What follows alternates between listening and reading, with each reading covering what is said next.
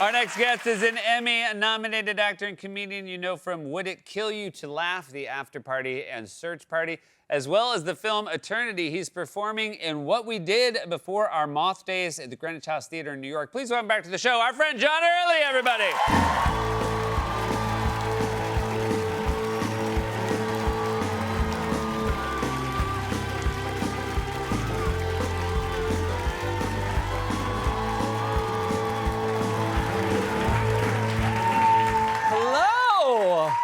John, you brought out tea? Yeah, sorry. I'm on vocal rest. You're on vocal rest. Vocal rest. Sorry. Can you guys hear me? Can you guys hear me?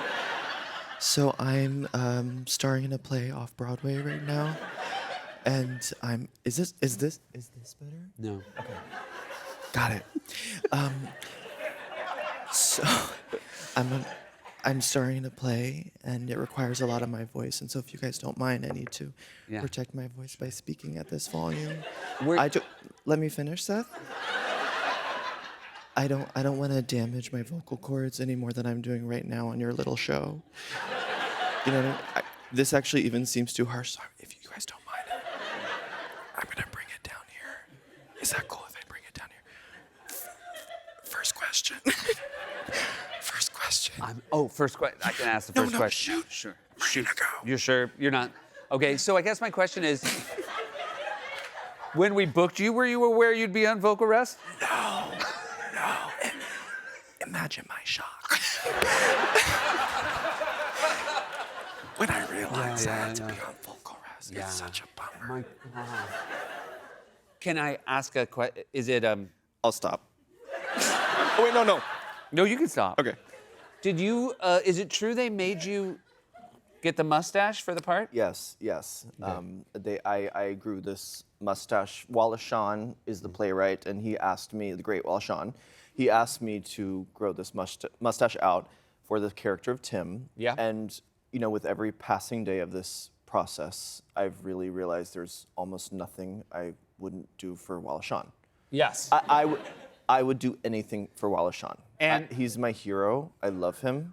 Wallace Shawn, for those who don't know, because Wallace Shawn, Princess Bride, Clueless, so many great.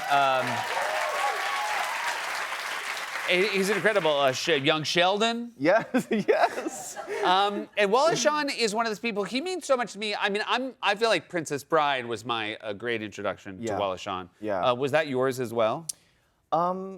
You know, I guess all that jazz. He has a very small part in all that jazz. Well, I don't know. I mean, he really is an icon. I mean, you all know him when you saw him. He really. I mean, I know that gay people have stripped the word icon of all meaning. Yeah.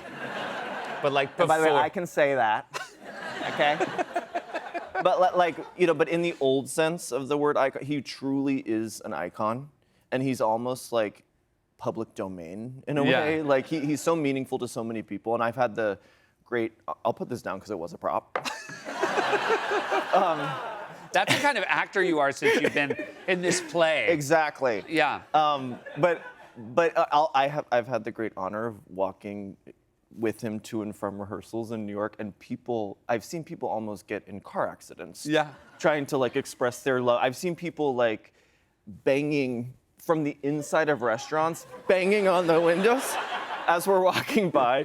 You know, it's wild. And what's so funny is like I think people do really know him as this kind of beloved, brilliant character actor, but we will be walking from these rehearsals where we're rehearsing this play that he's written that I'm sorry, I know I'm biased, but I think it's a towering masterpiece.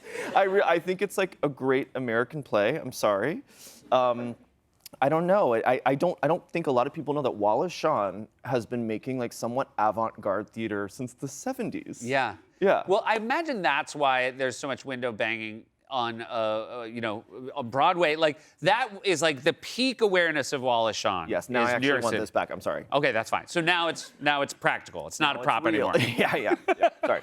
And also the director is his old friend and longtime collaborator. Yes. the great Andre Gregory, who's 92 years old. That's fantastic. So Wallace is the young one. Yes. Yeah, with the two of them together. Yes, yes. And you know, you may know them from My Dinner with Andre. So this is the, I mean, I guess this beautiful. is technically the first time I think I saw Wallace Shawn, because I remember, I mean, this is dating myself. I remember watching Siskel and Ebert review this movie and be Yes. like, this is a classic. And then Yeah. they explain the movie, which is just two guys talking at a dinner. Yeah, They're look just a at them. conversation. Look at them in their sexual prime. Yeah.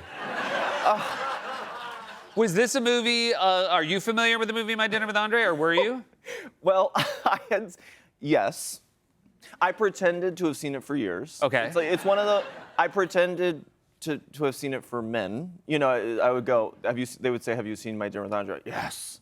You know, This kind of like film school dude? Is that what we're talking about? Yes, Yeah. kind of cinephile, like hot cinephile. And, Yeah. you know, So you were trying to like impress yeah, them. I'd be like, yeah. I love it so much, I don't even want to talk about it. Gotcha. Oh, that's very good. That's know. very good. Yeah. And then finally, when I started working with them on this play, a year and a half ago, by the way, because they have this very unconventional rehearsal process where they rehearse for years. It's amazing. It's so cool.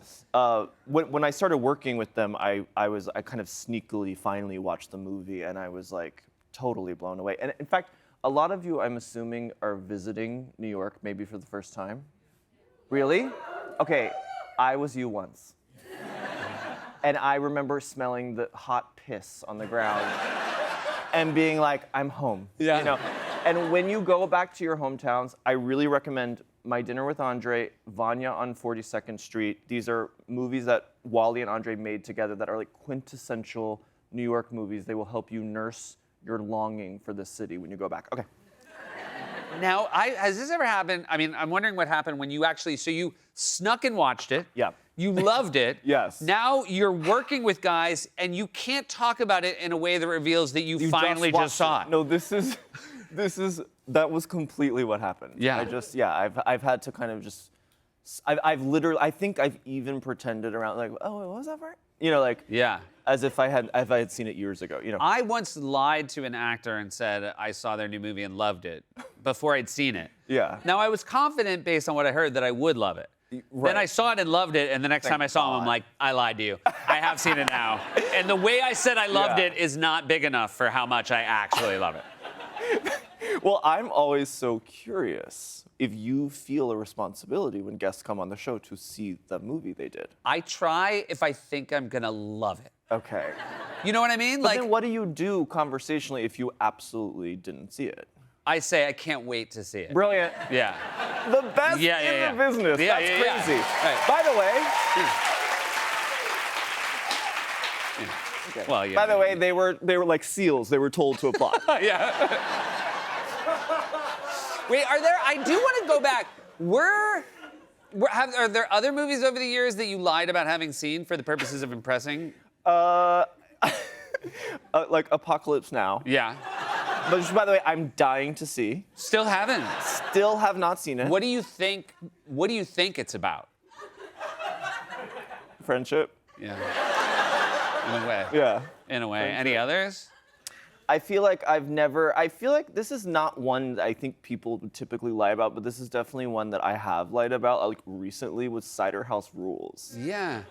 That seems to be one where you could just like cop to not having seen it. You know, I've never seen it, but it's such a strange thing with movies. Don't you always feel like if someone's asking you about a movie, you're like, yeah. Yeah, I feel it's Well, so especially old bizarre. ones. Like new ones Yeah. But those are Cider so, House Rules is new enough Yeah. that I feel like you could get away being like, oh, it was a crazy time. I missed that one. I was 10. Yeah. Yeah. This is it's a 4-person cast Yes. in this show. It's very much about a family. Yes. How was it explained to you before you read it? I was given no explanation. I was given the play raw. Yeah. But it is a play about. I mean, I don't want to give away too much because it's a very mysterious, profound play. But it's a father played by Josh Hamilton. It is a mother played by Maria Dizia. It is a son played by John Early. And that was organic. Yeah, that Seth, was organic. That yeah, was mine was organic. forced. You Yeah. earned yours. Yeah. No, now they're doing it again. Yeah, no, it's Now they're being told to clap. You're sweet. And then, so we have father, mother, son, and then we have the father's longtime mistress, All right. played by Hope Davis. It's incredible. I'm working with like 3 of the greatest actors who've ever walked great. the earth. It's insane. You're known and beloved for the fact that you are a fantastically funny person. Thank you. I imagine you have this great fan base, and yet this show has many comic elements. Sure, but it yes. is not a comedy per se. Like, can you sense when people are in the crowd and they're like, "Oh my God, there's John Early on stage," that they're excited to see this other side? This is my biggest fear. Like, I've posted about this on my Instagram, and it's a very delicate, sensitive play. That is actually, I find it like uproariously funny because of Wallace Shawn has such a distinct sense of humor that's very hard to describe. But I'm so scared that like my fans, if you can call them that, if I even have them, but like I'm scared that the people who know me are gonna come like tanked, Oh yeah. thinking that I'm gonna sing Donna Summer. Yeah. Which I'm compelled to do every few years right. at a live show. And I last night was our first preview, and I did see someone in, I think like a a sequined like tube top. Yeah. Which, by the way, yas. Like, go off. By the way, I don't want to wear whatever you want to the play, but I was like, oh no. I was like, I know what she wants from this, and she's not. It's not a drama. I Yeah. would never describe it as dramatic. I would describe it as it's shockingly intimate. Yeah. It's like these 4 characters are basically just sitting there with their tea, and they're basically telling you the story of their lives, and we're like looking directly into your eyes, and it's not like, Yeah. it's not like audience participation, like at all. It's not immersive.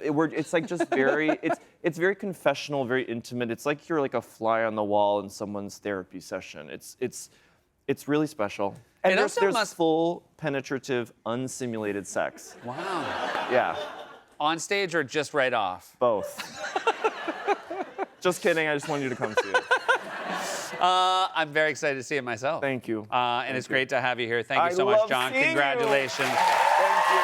John Early, everybody, what we did before our mock is it's playing at the Greenwich House Theater. We'll be right back.